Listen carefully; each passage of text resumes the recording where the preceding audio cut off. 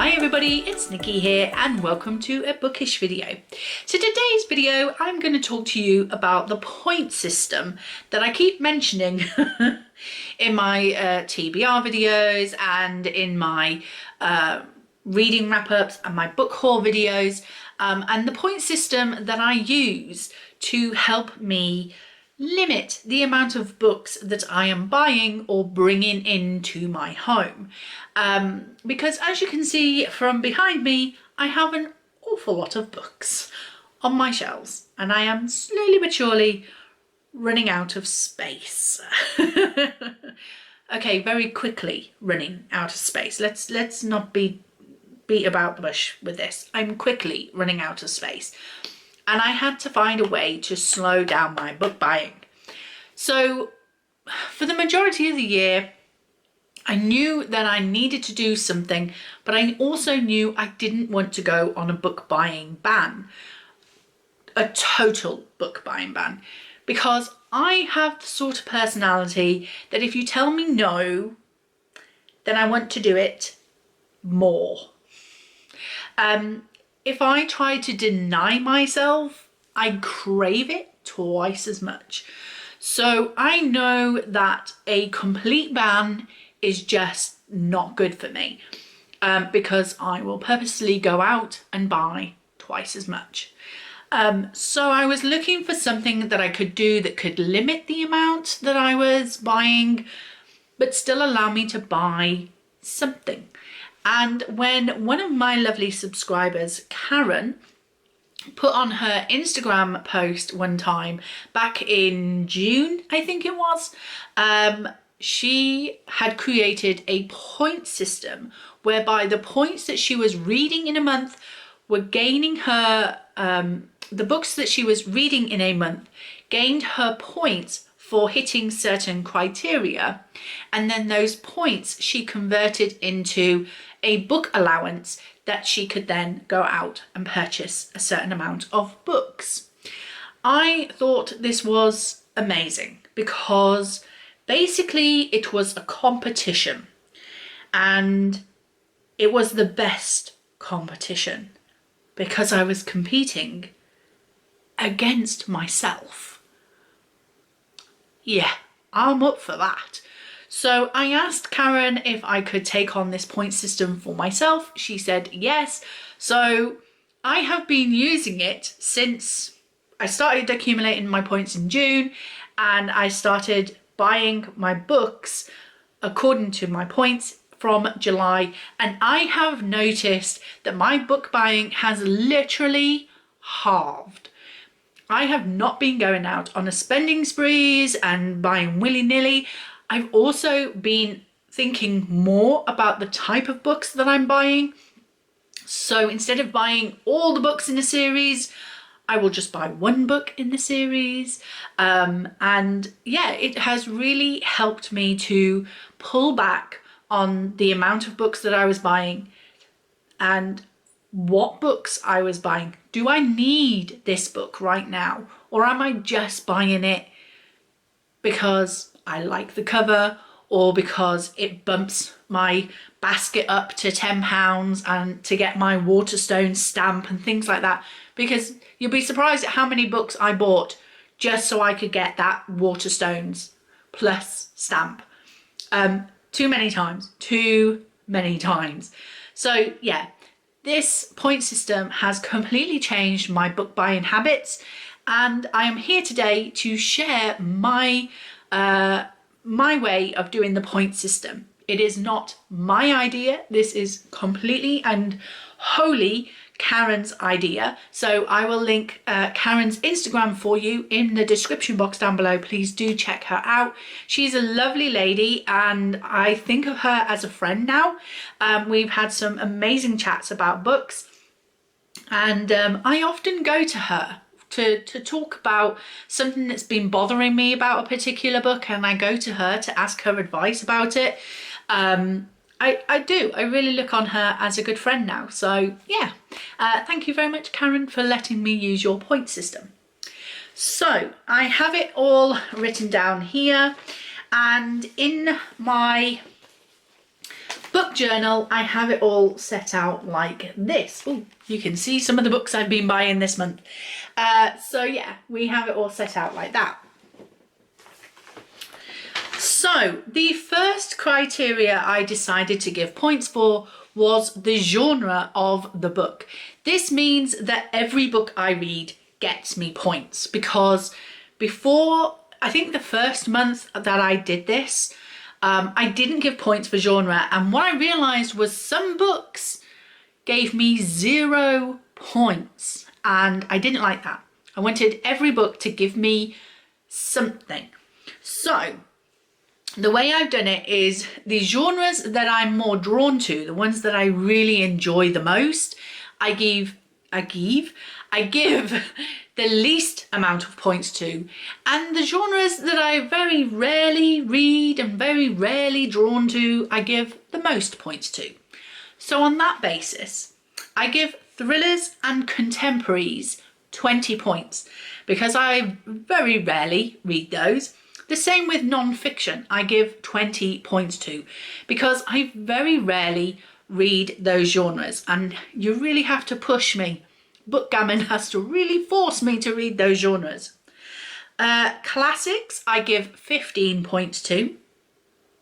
Middle grades and mangas and graphic novels, I give 10 points to.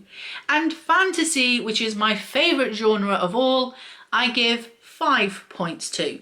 So as you can see from that, because I read a lot of fantasy, I'm not getting as many points for them as I get for the genres that I very rarely turn to. If I also give myself a bonus points of 10 if the book is from Fairyloot, and also bonus points of 10 if the book is from the library. So I noticed that my library books weren't getting much attention, so I thought to give them a bit of a bonus as well as my Fairyloot books, because I want to push myself to read those more. So they are generally the genre points. The next criteria I give points to is the page count. Now I have just this month changed the points for the page count.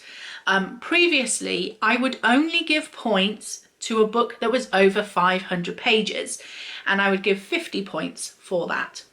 But then I kept getting asked the question, what about if it's 495?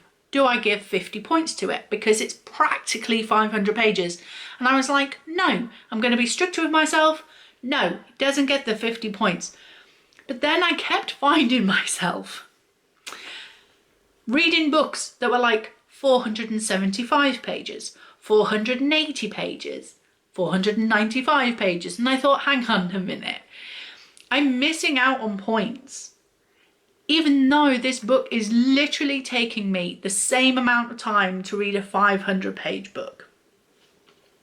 So just this month alone, I have changed this now to a book over 500 pages still gives me 50 points, but a book over 400 pages gives me 25 points, because, you know, it's still going to, I might change that to 450 pages actually. So book over 450 pages gives me 25 points. At least then I'm saying to myself, look, you were nearly there, so you might as well get some points for it. The next criteria I give myself points for is a 2021 purchase. Now I could have said in the last 12 months, but the way that I note down the books that I'm buying, I'm not generally noting which books I'm buying which month until this year. So maybe next year I could say in the last 12 months. But in 2020, I was not specifically writing down what months I was buying which books. So I made this very specifically to 2021 purchases, and I get 50 points for reading a book that I bought this year. The next criteria is audiobooks or ebooks. I need to make sure that I am making full use of my audio subscriptions and my ebook subscriptions.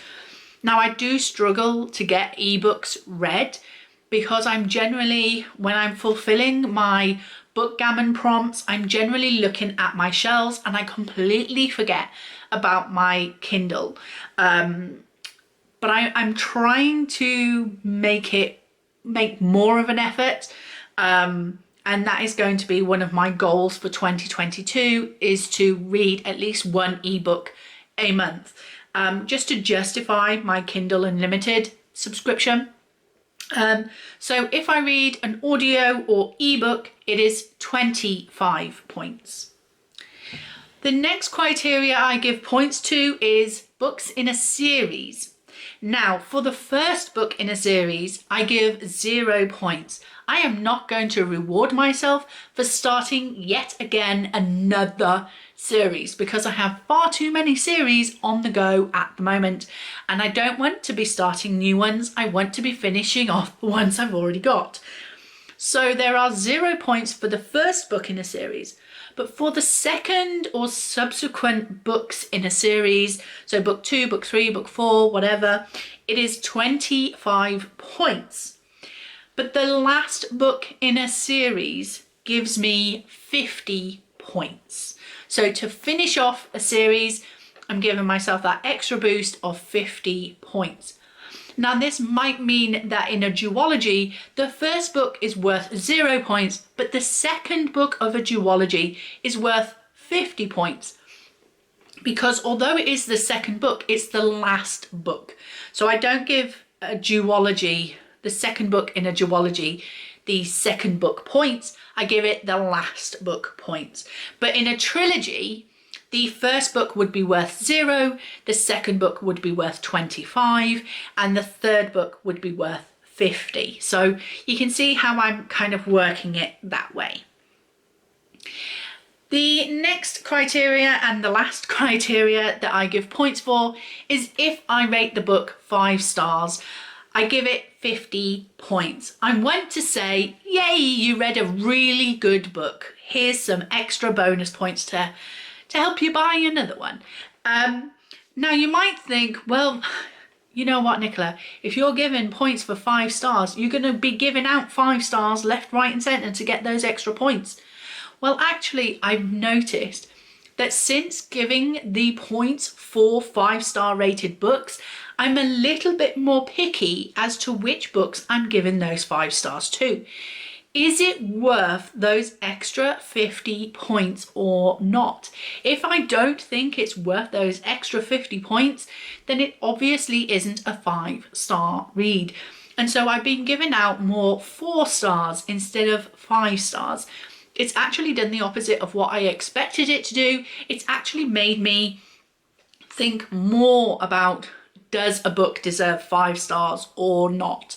So yeah, now when I give a 5-star rating, it is genuinely because I really loved it, rather than, hey, it had a good ending and left me with a good feeling, I'll give it 5 stars, when actually it should have been a 4 stars because the rest of the book was a-okay. So those are all the categories that I give points to. For once all the points have accumulated, for every 200 points, I can buy 1 book. So if my points accumulated in a month to 675, say, that is 3 books that I can buy in the following month, and then the 75 points that are left over will then roll over into the next month. So those 75 points will be added on to whatever points I accumulate in the following months. So it is a rolling one because I figure I've earned the points, I may as well spend them. So that is that. My notes to myself are bind-ups count as 1 book. This came about when I read the Chronicles of Narnia, which is 7 books for the whole series. But the copy I have of the Chronicles of Narnia is all in 1 book bind-up. And I thought to myself, should I be giving myself points for the individual books?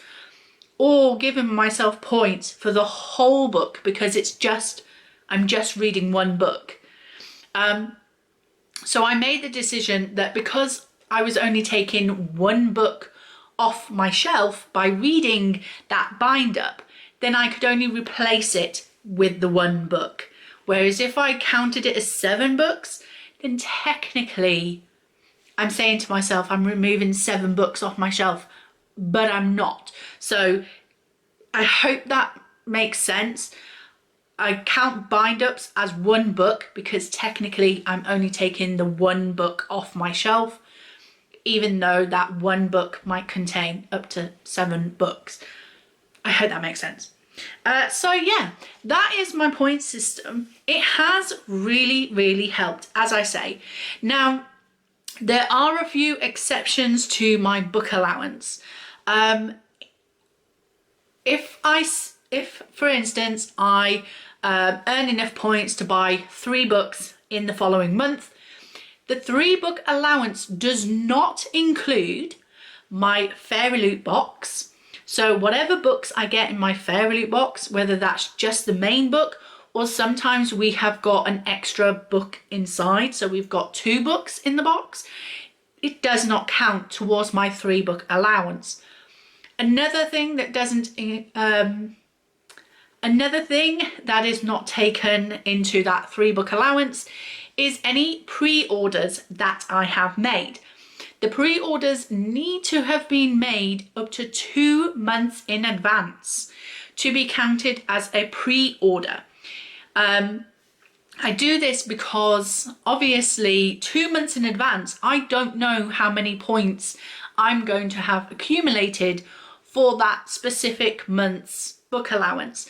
So I allow myself to have those pre-orders as extras because it's not fair that I take them out of my book allowance as well. So those are the 2 exceptions to my book allowance. My Fairy Loot books and any pre-orders made more than 2 months in advance. So nowadays, when there's a book that I see coming out in the future that I know I'm going to want to buy, no hesitation, no questions asked, I pre-order it. This is good in 2 ways. 1, it means I know what books are coming in to my collection in the future. And 2, it also helps the publishers and the authors know how popular a book can be, so they can put more of that out there, I suppose. Publishers and booksellers love it when you pre-order. I know that much. So yeah, it helps me and it helps them. So yeah, that is my point system. Sorry, not my point system, but my interpretation of Karen's point system. I just want to say thank you so much to Karen for coming up with this idea, because without it, God knows where my bookshelves would be right now, probably collapsing under the weight of the multiple books that I was buying at the beginning of the year. It was beyond control. But thanks to Karen's genius idea, my book buying has now come under control and I can finally enjoy the books that I already have and also really enjoy the new books that I'm bringing in, because I'm really thinking more about them and really, I'm not just buying them because they've captured my eye or I bought it on a whim or because it fills my basket or whatever. I'm thinking more about the books I'm buying and therefore making better choices about the books I'm buying as well.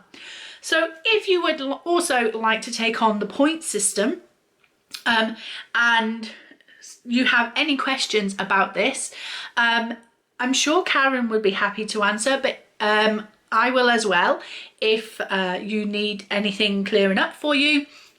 So just put them in the comment section down below and either myself or Karen will probably answer you and give you a little bit more information if you request it. But that is that. So thank you very much for watching. I hope you enjoyed it. If you did, please like, comment and subscribe, and I will see you in the next video. Bye!